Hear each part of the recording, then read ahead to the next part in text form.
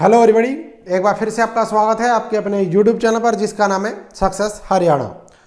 आज की वीडियो है भाई आपकी, ये एफआईआर अगर आपके ऊपर दर्ज हो जाए, आप कन्विक्ट हो जाओ, सजा हो जाए आपको, तो आपकी नौकरी पर क्या फ़र्क पड़ेगा, नौकरी चली जाएगी, मिलेगी, क्या होगा, तो इस वीडियो में बताने वाला हूँ। और जैसा मैंने आपको पिछली वीडियो में बताया था कि मेरी एक ट्रेनिंग थी जिसमें अकाउंट ऑफिसर जो होते हैं SAS स्टेट अकाउंट सर्विस के जो अधिकारी होते हैं, तो उन्होंने ट्रेनिंग ये हमें दी थी और उसी आधार पे मैं काफ़ी चीज़ें वहाँ से क्लियर करने के बाद आपको बता रहा हूँ।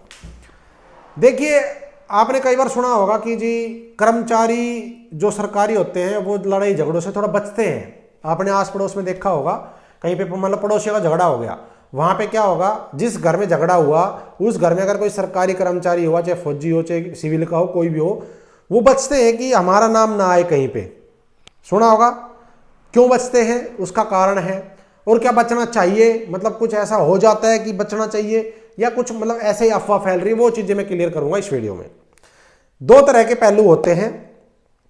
एक तो होता है कि आपका झगड़ा हुआ, आपका हो, आपके परिवार का हो, आपके नाम पे एफआईआर दर्ज हो गई, ठीक है, केवल एफआईआर दर्ज हुई है, मतलब आपको आरोपी बनाया गया है, आप अपराधी नहीं अभी घोषित हुए, आरोप साबित नहीं हुए, केवल आपके ऊपर एफआईआर दर्ज हो गई, तो क्या होगा कि आपकी नौकरी नहीं जाएगी। अब वो आपके डिपार्टमेंट के ऊपर है, उस एफआईआर के बेस पे आपको सस्पेंड करेगी ना करे। अब आपका अधिकारी अगर जेन्युइन है, आपका अधिकारी जेन्युइन है और जो एफआईआर में धारा लगी है वो अगर कोई ज़्यादा क्रिटिकल, कोई सीरियस वाली धारा नहीं है, जैसे मान लो कोई हत्या की धारा अगर आपके ऊपर लगी, मर्डर का, हत्या करने का प्रयास या रेप वगैरह की धारा नहीं है, नॉर्मल धारा है कि भाई झगड़ा कर दिया या फिर गाली गलौज का है, इस तरह की अगर धारा है तो आपका अधिकारी के ऊपर निर्भर है, वो आपको सस्पेंड भी ना करे, केस चलता रहेगा, कोई दिक्कत नहीं, वो सस्पेंड भी ना करे आपका अधिकारी अगर दमदार है तो। और ज़्यादातर अधिकारी क्या करते हैं, सस्पेंड कर देते हैं तुरंत जैसे एफआईआर का आता है, तो उससे क्या होता है, नौकरी नहीं जाती। अब डिपेंड करेगा, एफआईआर दर्ज हो गई, केस चल रहा है, आपका ट्रायल होगा, अगर कोर्ट ने आपके ऊपर आरोप सिद्ध हो गए कोर्ट के अंदर, यानी कि आप अपराधी घोषित हो गए और कोर्ट ने कह दिया कि आपको चाहे 1 दिन की सजा हो, चाहे 2 दिन की हो, चाहे 2 साल की, कितनी भी हो, अगर आपको सजा दे दी गई तो आपका डिपार्टमेंट है वो जैसे ही तुरंत पता चलेगा कोर्ट के आदेश के थ्रू, तुरंत आपकी नौकरी निश्चित है जानी, आपको टर्मिनेट कर दिया जाएगा। लेकिन क्या होगा, आप क्योंकि शुरुआत तो होती है जिला सत्र न्यायाधीश से होती है, सेशन कोर्ट से, ऐसा तो नहीं सीधा मामला हाई कोर्ट में जाएगा। तो क्या होगा, जैसे ही आपकी नौकरी जाएगी, क्योंकि आपके ऊपर आरोप साबित हो गए, एफआईआर होने से कोई दिक्कत नहीं आएगी, नॉर्मली सस्पेंड हो जाओगे, कोई फर्क नहीं पड़ता। अगर आपका ऊपर कन्विक्ट साबित हो गए, आप आपके ऊपर आरोप सिद्ध हो गए, आपको सजा मिल गई अगर, तो आपको टर्मिनेट कर दिया जाएगा, पहली बात। अब आप हो गए टर्मिनेट होने के बाद क्या होगा, आप ऐसा तो नहीं अपील नहीं करोगे, आप करोगे आगे अपील। तो आप जैसे आगे अपील करोगे तो आप सबसे पहले क्या करोगे, नॉर्मली सी बात है, आप उसके ऊपर स्टे मांगोगे, जी मेरी नौकरी चली गई, उसको बहाल करवाओ। तो कोर्ट आदेश लगभग दे देता है कि भाई जब तक फैसला नहीं आता हाई कोर्ट का, जहां भी आपने आगे अपील करी, तो वहां पे जब तक फैसला नहीं आता, जब तक आपकी नौकरी बची रहेगी, दोबारा ज्वाइन करवा लेंगे। अब वहां पे आपने केस चलता रहा, मान लो हाई कोर्ट में आप केस जीत गए, यानी कि आपको हाई कोर्ट ने बरी कर दिया, तो आपकी नौकरी सेफ है, कोई दिक्कत नहीं है, नौकरी आपकी दोबारा जो मिली थी वो चलती रहेगी। लेकिन अगर आप वहां पे भी आपका दोबारा से आपको वहां भी आरोप आपके सिद्ध हो गए, वहां भी आपकी सजा बरकरार रखी, सजा 1 दिन की हो चाहे कितनी भी हो, 1 से ज्यादा हो चाहे 1 दिन की हो, सजा होती है। अगर आपका सजा भूल गई तो आपकी नौकरी गई। तो अगर वहां पे आपका फैसला पलट गया, आपके फेवर में आ गया, तो नौकरी बच गई, अगर वहां भी आपके फेवर में फैसला नहीं आया तो आपकी नौकरी गई।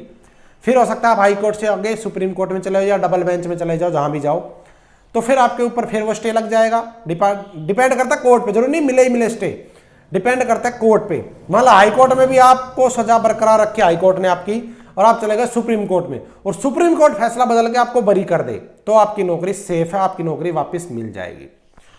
ये तो हो गई आपकी सजा मिले ना मिले। लेकिन अगर आपका फाइनल फैसला आ गया, हर तरह से आपको निराशा हाथ लगी और आपकी सजा रही, आपका सजा भुगतनी पड़ेगी, तो आपकी नौकरी टर्मिनेट हो जाओगे आप। लेकिन अगर आप किसी भी कोर्ट से अपील करते रहे, आगे अपील करते रहे और आपको सजा आपकी कोर्ट ने रद्द कर दिया, आपको बरी कर दिया, आरोप जो थे वो सब खत्म कर दिए, तो आपकी वो नौकरी वापस आ जाएगी, कोई दिक्कत नहीं है। लेकिन अब बात है कि कई बार क्या होता है कि हम सोचते हैं कि कोई झगड़ा हुआ तो हम बचते हैं कि भाई नहीं भाई इसका तो नाम नहीं आना चाहिए। क्यों? ना तो नॉलेज पूरी आपको है, ना नॉलेज जो सामने वाली पार्टी उसको है। उनको भी बस इतना पता है कभी झगड़ा होगा तो देखना आप कि जब सरकारी कर्मचारी के परिवार से झगड़ा होगा तो सबसे पहले उस सरकारी कर्मचारी का नाम लिखवाएंगे आगे। ठीक है? क्यों? क्योंकि उनको भी नहीं पता कि कुछ नहीं होता इन चीजों से, नाम लिखवाने से कुछ नहीं होता, आरोप सिद्ध भी होना चाहिए। कई बार तो क्या होता है कर्मचारी ड्यूटी पे होता नाम लिखवा दिया जाता जी वो भी था, बाद में पता चलता है कि नहीं। वो क्या होता है मेंटली हैरेसमेंट हो जाती है थोड़ी सी, बाकी कुछ नहीं होता, क्योंकि ना नॉलेज उनको है कि एफआईआर दर्ज करने से कोई फर्क नहीं पड़ता है। जब तक आप कन्विक्ट नहीं हो जाते जब तक आपकी नौकरी पे कोई आंच नहीं आएगी, मेन बात है ये वाली। और एफआईआर दर्ज होने के बाद भी मैंने आपको बताया कि आपके अफसर के ऊपर निर्भर है कि वो आपको सस्पेंशन करे कि ना करे। कोई बहुत संगीन धारा अगर लगी तो करना पड़ेगा, बाकी आपका अधिकारी अगर आपके फेवर में है तो आपको सस्पेंड भी नहीं करेगा वो। ठीक है? बाकी रूल तो ये कहता है कि अगर आपके ऊपर एफआईआर दर्ज होती तो आप अपने डिपार्टमेंट को सूचित करोगे, थाने वाला नहीं भेजता आपको कॉपी डिपार्टमेंट में। ये रूल तो ये कहता है कि आप अपने डिपार्टमेंट को सूचित करोगे मेरे ऊपर एफआईआर दर्ज हुई है, उसके बाद डिपार्टमेंट एक्शन लेगा क्या लेना है। लेकिन अगर आपको लगता है कि ये नॉर्मली वैसे ही झगड़ा निमट जाएगा तो बेशक आप अपने डिपार्टमेंट को मत बताओ, कोई दिक्कत नहीं है। ठीक है? तो ये होता है एक एफआईआर अगर दर्ज हो जाए तो एफआईआर दर्ज हो जाए तो क्या होगा, आरोप साबित हो जाए तो क्या होगा। एक कोर्ट में आरोप साबित हो गए, बड़ी कोर्ट में आप बरी हो गए तो क्या होगा, अगर लास्ट 2 कोर्ट में साबित होगा, तीसरी कोर्ट ने बरी कर दिया तो क्या होगा। मैंने क्लियर कर दिया है। एफआईआर केवल एफआईआर हो तो कोई दिक्कत नहीं है। अब बात आती है कई बार नौकरी के वेरिफिकेशन में कि कोई बच्चा नौकरी नहीं लगा है, उसके ऊपर कोई एफआईआर दर्ज है, अभी ट्रायल चल रहा है, कोई कन्विक्ट नहीं हुआ है वो, तो क्या होगा कि उसकी मान लो जॉब लग गई, वेरिफिकेशन आई पुलिस की, तो उसमें आएगा लिख के भाई ये तो आपके ऊपर तो एफआईआर दर्ज है। तो एफआईआर दर्ज होने से कोई फर्क नहीं पड़ेगा, ज्वाइनिंग देनी पड़ेगी डिपार्टमेंट को, क्योंकि आपके ऊपर एफआईआर दर्ज है, आपके ऊपर कोई सजा नहीं हुई है कि आपको सजा हो गई कोई। और एफआईआर दर्ज होने का मतलब ये नहीं होता कि आप अपराधी हो गए, आपके ऊपर आरोप लगे, आरोप झूठे भी हो सकते हैं। ठीक है? तो उससे कोई दिक्कत नहीं है। लेकिन अगर ऐसी जगह कहीं पे दिक्कत आए किसी को तो वो हाई कोर्ट का सहारा ले सकता है कि जी मेरे मौलिक अधिकारों का हनन है, कि मेरे ऊपर केवल एफआईआर दर्ज है और कोई आरोप अभी तक साबित नहीं हुए, लेकिन फिर भी डिपार्टमेंट ज्वाइनिंग नहीं दे रहा है। तो ये एक था आपके काम का वीडियो, जिससे आपको कई बार जूझना पड़ेगा आगे। हो सकता है अभी आपने इससे आप निकले हो इस परिस्थिति से, हो सकता है आगे निकलना पड़ जाए, तो आपको पता होना चाहिए कि हम डर जाते हैं एकदम से, पता नहीं क्या होगा।